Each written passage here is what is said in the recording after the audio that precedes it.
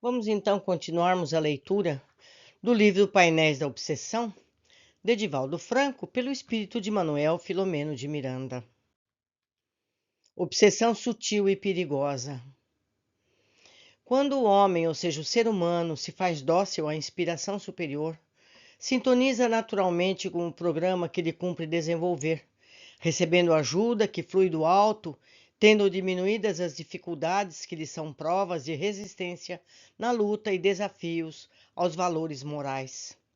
É certo que os espíritos bons não podem mudar os mapas kármicos dos seus pupilos e afeiçoados, candidatando-os à inoperosidade ou ao atraso.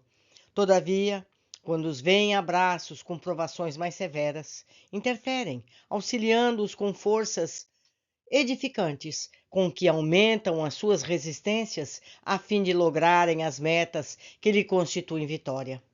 Assim sendo, encaminham cooperadores e amigos que lhes se transformam em alavancas propulsionadas do progresso, estendendo-lhes mãos generosas, dispostas a contribuir em favor do seu êxito. Da mesma forma que as interferências perniciosas neles encontram ressonância em face às afinidades existências com as paixões inferiores que lhes caracterizem o estado evolutivo, tão logo mudem de objetivos, aspirem aos ideais de enobrecimento e ajam de acordo com a ética do bem. E lhes associam operosos mensageiros do amor, que os estimulam ao prosseguimento, renovando-lhes o entusiasmo, amparando-os ante os naturais desfalecimentos e inspirando-os na eleição correta do roteiro a seguir. Ou seja, meus amigos, quando nós, encarnados, estamos em provas, nós recebemos interferências do bem e também daqueles que querem nos tirar do caminho. É nosso livre-arbítrio escolher o que seguiremos. Se vamos nos apoiar no bem, na correção, no justo, no correto, ou se vamos errar novamente, atrasando a nossa evolução. É isso que todo esse texto quis dizer. Mas vamos adiante. Diante das disposições de que Argos se encontrava revestido, fácil foi a movimentação de recursos a seu favor na empresa nova que se aproveitava como conveniência superior, assinalaria em definitivo os rumos da sua ascensão. Certamente, os testemunhos que deveria experimentar no futuro faziam parte do seu processo de evolução, não podendo ser-lhes afastados. Entretanto, o seu esforço deveria granjear títulos que lhes diminuíssem os agravames em face das realizações edificantes. É a mesma coisa, meus amigos. No dia da prova, lá na escola, o professor conhece o que é certo. Se ele vê o aluno errar, ele não pode interferir. O aluno tem a liberdade de fazer a resposta como ele estiver preparado. Então, cabe a nós fazermos também as nossas respostas, as nossas atitudes, não é? É isso que vai determinar se nós aprendemos a lição ou não.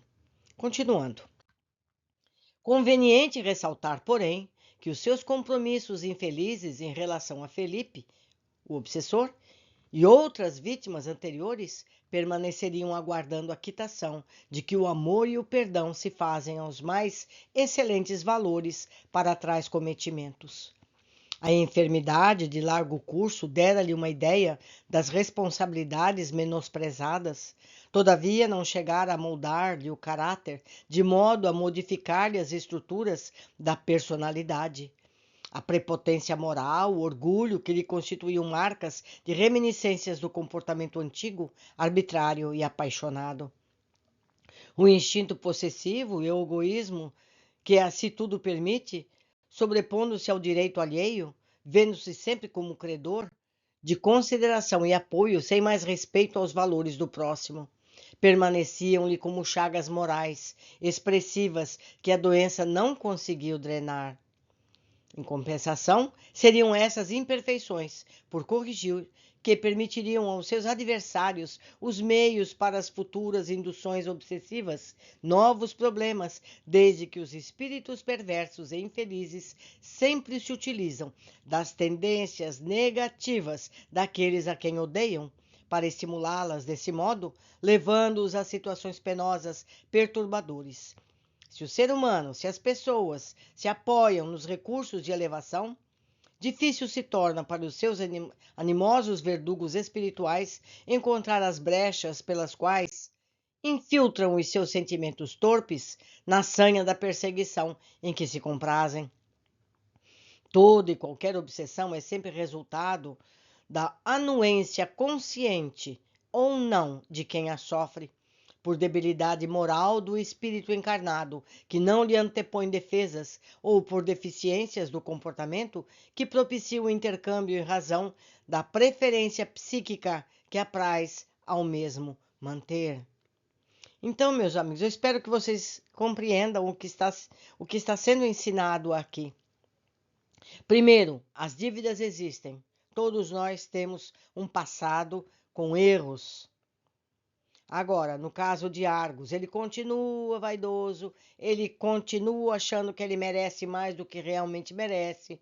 E essas brechas dão oportunidade a Felipe, ao obsessor, entranhar no comportamento dele e, mais uma vez, em palavras vulgares, passar-lhe a perna.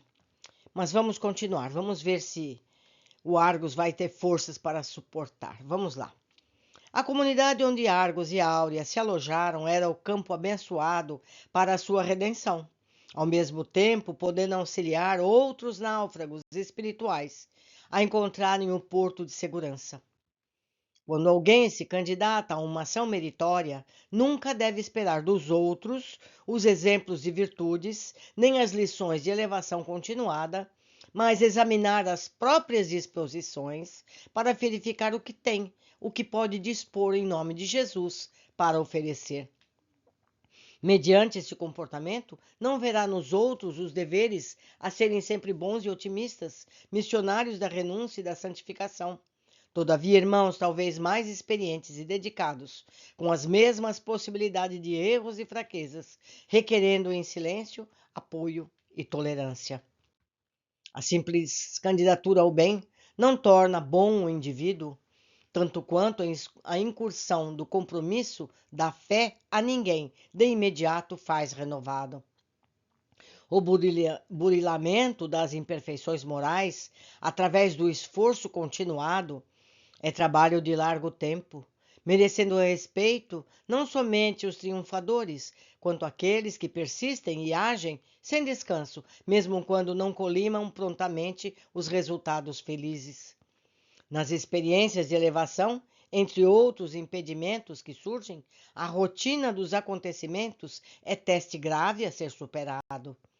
Enquanto as realizações se apresentam novas, há motivações e entusiasmos para realizá-los. Depois, à medida que se fazem repetitivas, com as mesmas manifestações, tendem a cansar, diminuindo o ardor dos candidatos à operosidade, levando-os à saturação, à desistência. Ocorre que não se podem inovar métodos para os mesmos problemas a cada dia, nem modificar a paisagem aflitiva dos necessitados, diversificando-lhes os quadros de dor e sombra.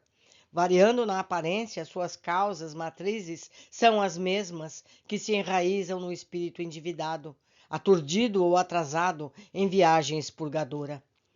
Nesses momentos de cansaço, surgem as atenções do repouso exagerado, da acomodação, do tempo excessivo, sem a utilização correta, abrindo campo à censura indevida que medra à larga em forma de maledicência, que espelha azedume e reproche, destruindo qual praga infeliz as leiras onde a esperança semeia o amor e a ternura que deverão aflorescer como caridade e bênção. Muitas obras do bem não resistem a esse período, quando as intenções superiores cedem lugar ao enfado, à comodidade, que propiciam a invasão das forças destrutivas e a penetração dos vigilantes adversários da luz. Argos, em razão de vários fatores que lhe personificavam a individualidade, não era feito ao trabalho metódico, que exige disciplina e ação contínua. Após a recuperação orgânica, por deficiência compreensível, evitava qualquer esforço, justificando-se impossibilidade, o que era, de certo modo, fruto do largo repouso a que se submetera nos longos meses hospitalares. Tal comportamento favorecia-o com bastante tempo mental para aspirações levianas e observações negativas. À medida que os dias transcorriam, mais habitual e persistente se lhe tornava a conduta ociosa. Não sei não, acho que o Argos não vai vencer essa parada. Vamos descobrir juntos. Por sua vez, Áurea assumira um setor de socorro aos mais carentes, procurando crescer interiormente, ampliando os horizontes do entendimento pessoal em torno da vida e suas injunções que motivavam o crescimento para Deus. Candidatou-se a cursos de adestramento social para melhorar as aptidões da execução do trabalho, despertando a atenção dos companheiros de tarefa e granjeando simpatias.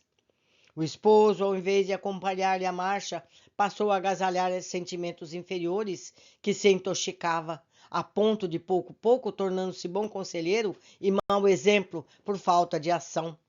Falante e acomodado, torpedeando o trabalho geral, sem dar-se conta, por quanto dissentia, da conduta dos ativos servidores, concitando-os a repousos mórbidos em detrimento da ação dignificante. Nesse comenos, passou a receber as excursões psíquicas de Felipe, que percebeu ser a melhor maneira de alcançar, gerando nele, pelo estímulo e encorajamento das suas más inclinações, um clima de antipatia pessoal que o inspiraria a querer desvincular-se da comunidade onde se encontrava protegido para uma área de movimentação na qual permaneceria a descoberto, porquanto mais fácil presa para a sujeição de sua vindita, ou seja, da sua vingança largamente programada e esperada. O fato de alguém encontrar-se num lugar de psicosfera superior não o torna indene dos propósitos malfazejos dos seus adversários espirituais.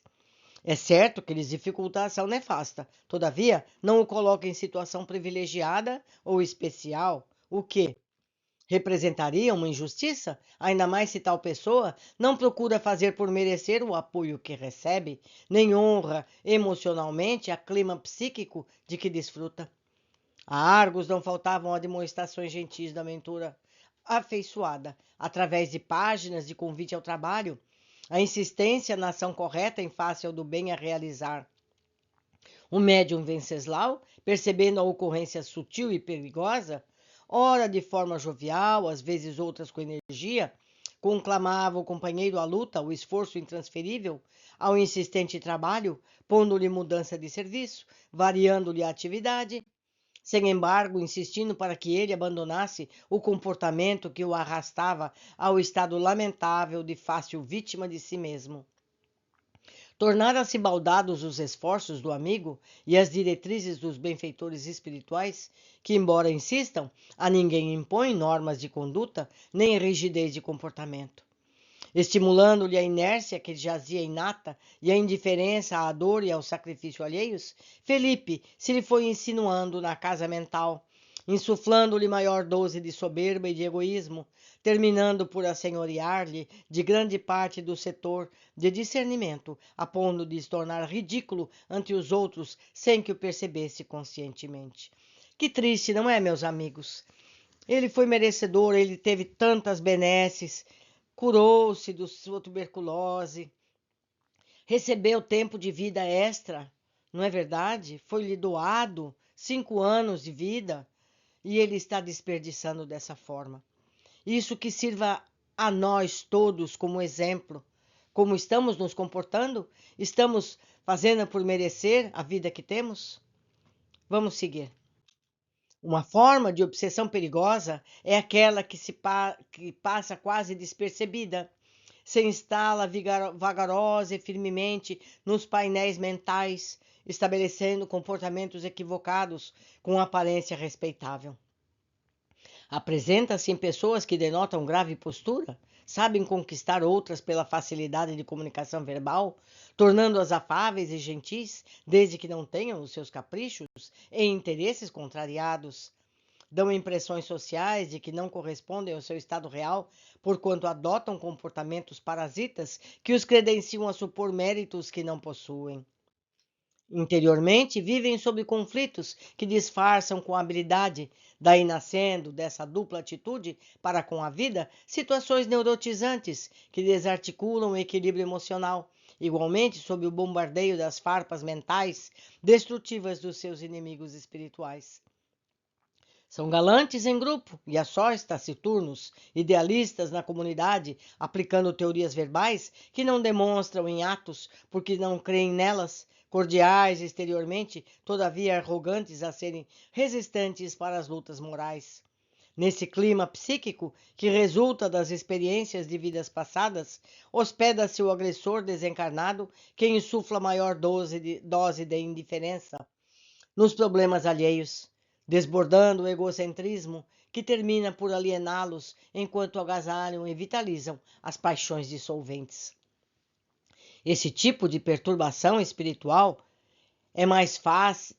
desculpem, vou ler outra vez. Esse tipo de perturbação espiritual é mais difícil de erradicado em razão de o paciente negar a sua situação de enfermo, antes comprazendo-se nela, porque o narcisismo a que se entrega converte-se em autofascinação por valores que se atribui e está longe de os possuir, anulando qualquer contribuição que lhe é oferecida. Somente a humildade, que dá a dimensão da pequenez e fraqueza humana ante a grandiosidade da vida, faculta uma visão legítima, através da qual se pode fazer uma justa avaliação de recursos, recorrendo-se à divindade pela prece ungida de amor, antídoto eficaz para os distúrbios obsessivos. A prece libertamente viciada dos seus clichês perniciosos abre a mente para a captação de energias inspiradoras que fomentam o entusiasmo pelo bem e a conquista da paz através do amor. Entretanto, a fim de que se revista de força desalienante, ela necessita do combustível da fé, sem a qual não passa de palavras destituídas de compromisso emocional entre aqueles que as enuncia e a quem são dirigidas. Ainda neste capítulo, impõe uma atitude de recolhimento e concentração, para que se exteriorize a potencialidade pela vontade que há nela, dirigida pela certeza de que alcançará o destino. Uma das primeiras atitudes do obsediado, com as características a que nos reportamos, é o desdém à oração, por acreditar que não a necessita, outrossim, duvidando da sua eficácia ou menosprezando-lhe a utilidade. Exacerbado nos seus sentimentos infelizes, o paciente autorrealiza-se, adotando uma atitude de falsa superioridade com a qual anestesia os centros da razão e deleita-se no estado em que se encontra. A largo prazo, porém, perde o controle sobre a vontade, que deixa de dirigir sob a injunção pertinaz, tornando-se ostensivamente agressivo, desfazendo a aparência que lhe cede lugar ao desequilíbrio que se instalou com forte penetração nos mecanismos nervosos. Nesse quadro de obsessão constritora, encontram-se inumeráveis indivíduos hospedando adversários que os vampirizam demoradamente, até culminarem na vingança com os golpes largos das quedas na loucura, no crime ou no suicídio. Argos, invigilante, deixava-se seduzir pela influência pessoal, sob a hipnose de Felipe, por ele mesmo atraído, já que agasalhando os conflitos negativos, negando-se ao trabalho edificante que vitaliza os centros de força, onde se desenvolvem os fulcros de energia, caía em faixas vibratórias de baixo teor, tornando-se fácil presa para a sintonia com o perseverante inimigo. Há quem indague nos arraiais espíritas por que determinados pacientes portadores de obsessão, que frequentam com assiduidade as instituições onde se vigem os postulados da doutrina, revelada por Allan Kardec, que se especializam no mistério do tratamento a tais alienações, não se recuperam. Muitos perguntam também sobre a razão por que os mentores espirituais não libertam os obsessos e subjugados em nome da caridade. Nunca será demais repetir-se que, em todo o processo obsessivo, a aparente vítima é o legítimo algoz, apenas transferido no tempo, sendo-lhe a dívida a razão do mecanismo perturbador. Vencido pela insânia do ódio, aquele que foi dilapidado imanta-se ao infrator que o infelicitou e assume a igualmente indébita posição de cobrador ou justiceiro, incidindo por sua vez em erro não menor. Enquanto o amor não luz no defraudado ante a mudança de comportamento do seu adversário, eis que o problema permanece. Outro sim, devidamente esclarecido sobre o equívoco em que se demora, o atual verdugo, mediante doutrinação por alguém que lhe tenha autoridade moral e o sensibilize, pode mudar de atitude, resolvendo-se por abandonar a luta em que não isenta o incurso na dívida que de a resgatar por outro processo de que se utilizam os códigos da soberana justiça. Na terapia desobsessiva, os cuidados para com o encarnado não podem ser menores em relação aos que para o enfermo psíquico que o vitima em desalino e infortúnio para o qual se encontra na outra dimensão da vida. Deve-se ter em mente que o fato de nem sempre ser visto o perseguidor desencarnado pelos seres humanos, pelas pessoas, não significa que a tarefa destes, aliada à dos guias espirituais, deva ser de afastá-los, pura e simplesmente. Seres vivos e inteligentes, apenas despidos da matéria, sofrem e amam, odeiam e lutam, esperando a ajuda que não souberam ou não quiseram oferecer-se. Portanto, o amor deve alcançar a vítima de ontem, que sofre há mais tempo, amparando-a de modo a que desperte para não mais sofrer, nem provocar sofrimento. E como a função da dor reveste-se de um poder terapêutico de libertação para quem a sabe aproveitar, justo se faz que o encarnado se modifique para melhor, mediante cujo comportamento também se sensibiliza o seu opositor, a seu turno adquirindo recursos de paz, títulos de trabalho para o seu crescimento espiritual. Sem embargo, há pacientes, obsidiados ou não, para os quais, graças à sua rebeldia sistemática e teimosa acomodação nas disposições inferiores, a melhor terapia é da permanência na doença, poupando-os de males maiores. Meus amigos, é preciso a gente ver o quadro como um todo, não é verdade? Continuando. Há paralíticos que recuperam os movimentos e marcham para desastres que poderiam evitar, se o quisessem. Portadores de micoses, chagas, pústulas refazem a aparência física, curando-se das dermatoses, e infectam a mente e a alma com contágios dos atos deprimentes e viciosos. Cegos que recobram a visão e a utilizam erradamente na observação dos fatos. Viróticos e portadores de limitações que se restabelecem, logo atirando-se lúbricos e desesperados nos labirintos da insatisfação, da agressividade, mas se infelicitando, aumentando as dívidas, não é? No campo das obsessões, não são poucos aqueles que, logo que melhoram, abandonam as disposições de trabalho e progresso para correrem rapidamente de retorno aos hábitos vulgares em que antes se compraziam. Mesmo diante de Jesus, esse fenômeno era habitual. Em princípio, porque conhece a procedência dos males que afligiam os enfermos e infelizes que o buscavam. Como compreensível, o Senhor não curou a todos, e dentre os muitos curados ficou memorável a interrogação que ele dirigiu ao ex-leproso, ao ex-ranceniano, que lhe foi expressar a gratidão pelo benefício recebido. Não foram 10 os curados, porque só veio este agradecer? Isso está em Lucas 17, versículo 17. É comum fazer-se compromisso íntimo de renovação e trabalho quando perdura a doença, negociando-se com Deus a saúde que se deseja pelo que se promete realizar. Como se a prática das virtudes do bem fosse útil ao Pai e não o dever de todos que nos beneficia e felicita. Logo passa a agudez do sofrimento e o tempo distancia a mente do ex-padecente do momento da enfermidade. A ilusão substitui a realidade. A volúpia do prazer estiola os desejos de servir e ele cai na indiferença quando não sucede ocorrerem males piores. Quanto àqueles que frequentam as instituições espíritas, portando obsessões e não se recuperam, merece que as tenha em mente o fato de que a visão do medicamento não propicia a saúde, senão a ingestão dele e a posterior dieta, conforme convém, ao lado de outros fatores que permitem o retorno do bem-estar. Demais, nem todos os males devem ser solucionados conforme a ótica de quem os padece, mas de acordo com os superiores programas que estabelecem o que é melhor para a criatura.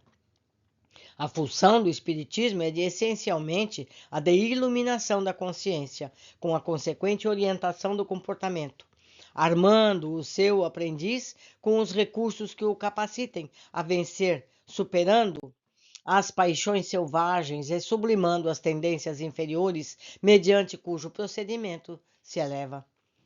Na terapia desobsessiva, o contributo do enfermo, tão logo raciocine e entenda a assistência que lhe se ministra, é de vital importância, porquanto serão os seus pensamentos e atos que responderão pela sua transformação moral para melhor, com a real disposição e posterior ação para recuperar-se dos males praticados, ora beneficiando aqueles que lhe sofreram os prejuízos e por cuja regularização os mesmos se empenham, apesar dos métodos equivocados e escusos de que se utilizam. A evangelização do espírito desencarnado, ou seja, do que está obsessor, é de suma importância, mas igualmente é da criatura humana que se emaranhou na delinquência e ainda não se recuperou do delírio passado. Não raro, é mais fácil de colimarem resultados na terapia desobsessiva com os pacientes de mente obnubilada, ou seja, aqueles que estão mentalmente incapazes, do que com aqueles que raciocinam e não se dispõem à tarefa de mudança interior, da ação dignificante, afogados em dúvidas que cultivam e em disposições que lhes agradam.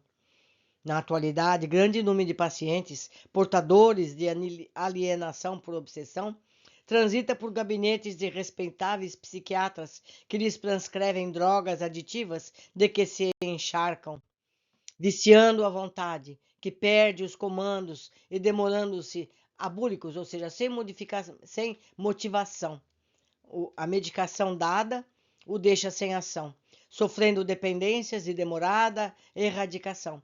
Sem o controle da vontade, que sofre a ação barbitúrica da droga e a perniciosa interferência da mente perturbadora, o enfermo tem dificuldade de lutar, utilizando-se dos recursos desobsessivos cujos efeitos dele dependem. É claro que não censuramos esse procedimento psiquiátrico, tendo em vista que em determinados quadros da loucura a providência é salutar, especialmente nos muito agitados, nos catatônicos, no psicótico maníaco-depressivos, mesmo os que estejam sob indução de adversários desencarnados, evitando-se dessa forma a consumação do suicídio provocado, mas não o uso de genérico. O futuro próximo contribuirá com critérios mais rigorosos e selecionados na aplicação de tais terapêuticas, especialmente quando o preconceito científico ceder lugar ao discernimento cultural que verá no paciente não apenas o soma, ou menos, não seja apenas o corpo, senão e principalmente o espírito, com seus equipamentos de perispírito e matéria. Felipe, ou seja, o obsessor, que se adestrara na técnica de vingança contra aqueles a quem odiava, nos tormentos a que se debatia, utilizou-se da fraqueza moral de Argos para estabelecer contato telepático e prosseguir na indução obsessiva, utilizando-se desse método sutil e perigoso pela estimulação das cargas negativas do comportamento, do seu desafeto, para promover-lhe um quadro complexo de distúrbios da emoção, a fim de dominá-lo depois. Era a astúcia do vingador lutando contra as reservas de forças do sitiado, que cedia, graças à negligência egoísta e presunçosa dele mesmo, de Argos. Meus amigos, esse capítulo foi muito longo, muito detalhado, muito profundo. Eu recomendaria que vocês buscassem o livro, seja em papel, adquirindo, seja em PDF, facilmente encontrado na rede. Se não encontrarem, escreva para mim, está aqui meu e-mail, nfeliz52@gmail.com. Eu mando para vocês com alegria, para que estudem, leiam e releiam, para bom entendimento dessa lição preciosa, porque todos nós podemos, a qualquer momento, estarmos sob o jugo de um obsessor, vítima de nós mesmos no passado. Por hoje ficamos aqui. Aguardo a todos na continuação do nosso estudo. Abraços!